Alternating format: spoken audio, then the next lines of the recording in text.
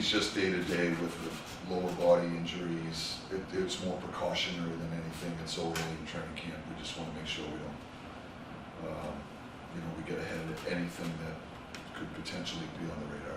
He's a pretty valuable guy for you. Yes, he is. All right, that's it. I'll stop that.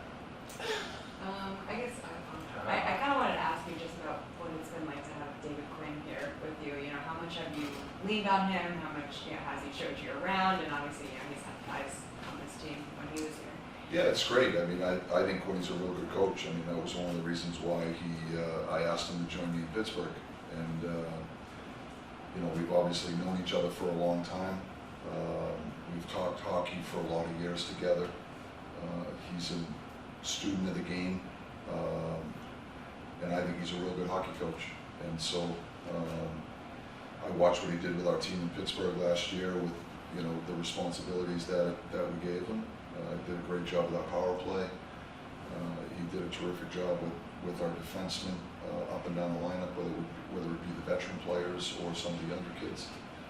He's a good teacher. He brings great energy. He loves hockey. And so I just think he's a good coach. And I really like our staff. I think there's a chemistry that's so important amongst the coaching staff, just like a group of players. And I like the group that we've assembled. I think everyone, they get along pretty well. We have some laughs, but when it's time to work, we go to work. And they're a fun group to be a part of. The BU blood runs thick. Yeah, that's part of it. But having said that, these guys are where they are because they've earned it. I look at Joe Sacco and the track that he's taken to get to where he's at. He's been a head coach twice in the league. He's been an assistant coach for a number of years on some really good staffs in Boston. He's been to the Stanley Cup Finals. He brings a wealth of experience, and he's another guy that's a student of the game also.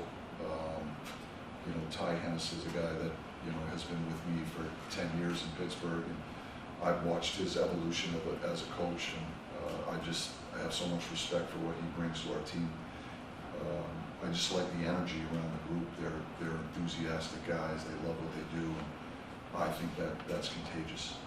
You mentioned Quinn did power play and defenseman in Pittsburgh. Will he have the same responsibilities here? Yes. And then will Sacco do penalty kill and forwards, or is that correct? Yeah. Joe will run the penalty kill. He'll work with our forwards. Quinn will run the defense, and he'll run the power play. Ty is going to be.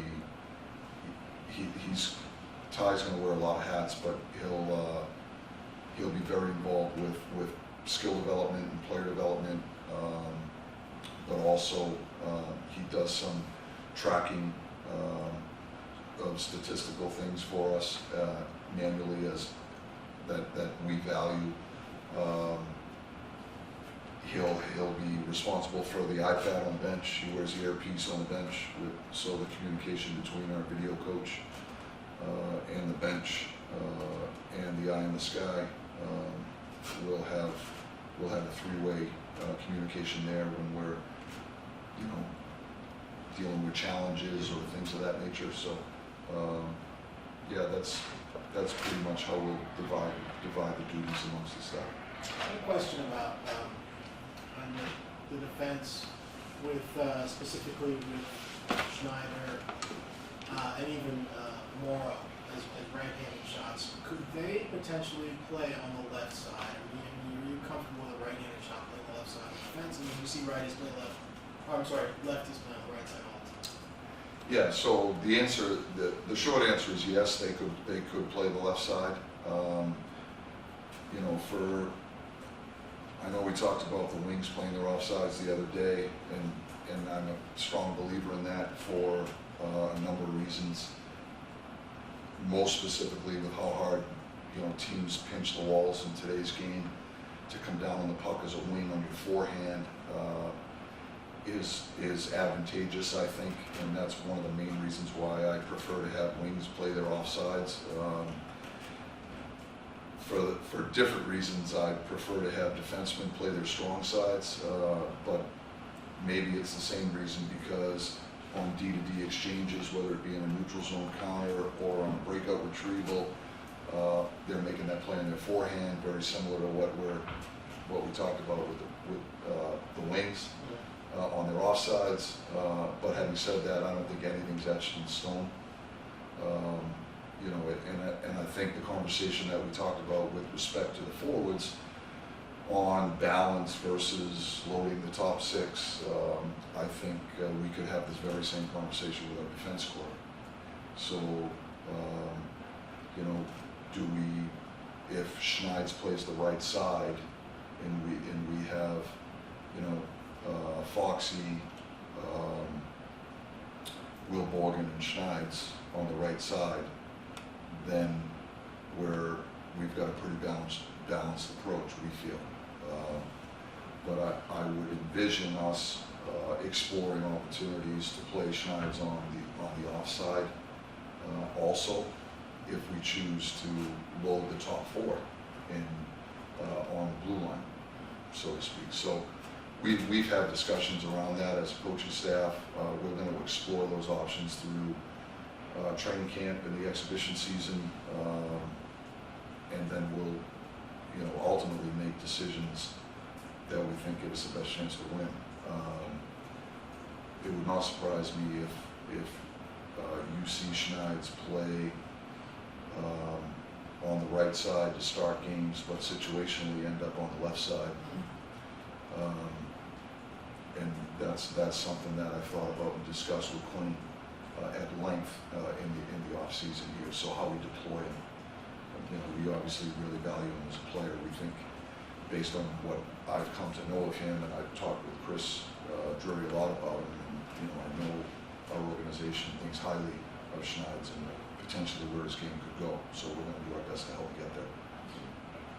You're here as the Rangers coach. You talked to us as the Rangers coach, but you also have another job this year. And I'm wondering, you have candidates for this team. Does that add another layer to the dynamic of the coach-player relationship?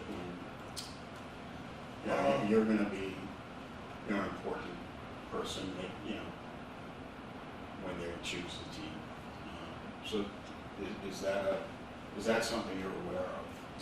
Yeah, it's something I'm definitely aware of.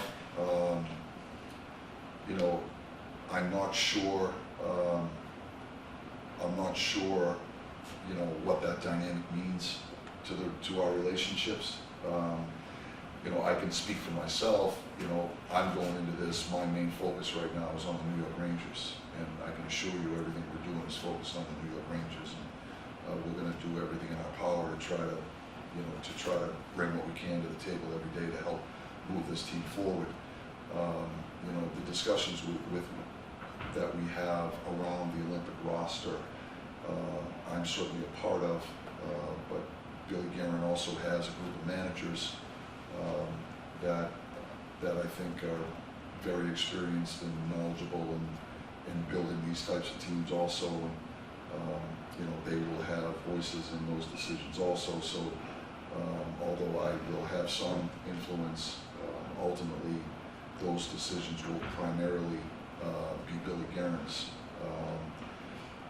I don't foresee the relationship between the players that we have that are challenging for those roster spots. I don't foresee that having a huge impact. At least I don't think it's going to be the case. I hope it's not going to be the case, because I'm hoping that we can build relationships here, and we've already started, where there's a clear understanding of where we both sit on these things. So, you know, I'm really enjoying working with these guys. I have so much respect, you know, for some of the guys that you're talking about, you know, Foxy and those guys. They're real good players. To be in the conversation to make the U.S. Olympic team is an incredible accomplishment in and of itself. I mean, that's as good a team that you know, that I've ever coached. When you talked to Adam this summer, did Four Nations come up, and did you feel that you needed to, or maybe he asked you why you made decisions during the tournament that impacted him, or that was a separate? We discussed it. We discussed it.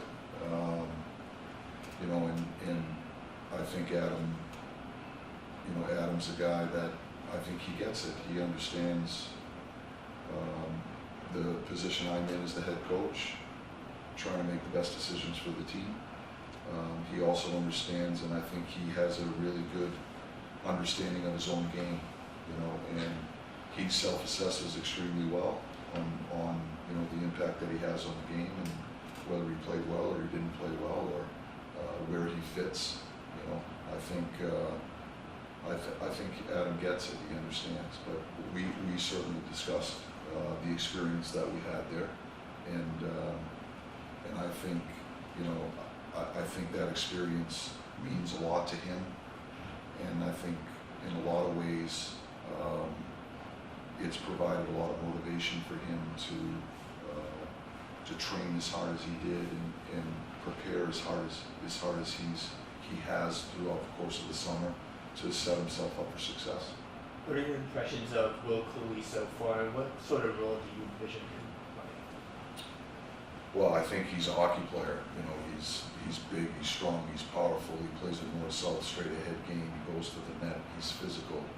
I think, you know, every team in the league loves to have those type of players. You know, they do a lot of the little things that aren't always easily quantifiable, but they add up to winning.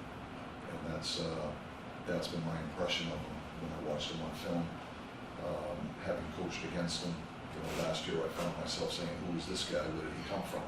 You know, he's a good player, and he's impactful. You know, as far as the role he's going to play in the team, I think he's going to play a similar role that he played last year. I think he's a power forward that we can use around the lineup. I would envision him playing in the top six, at least to start, and see where it goes. But I think he's a great complementary player to some of the skill guys that we have.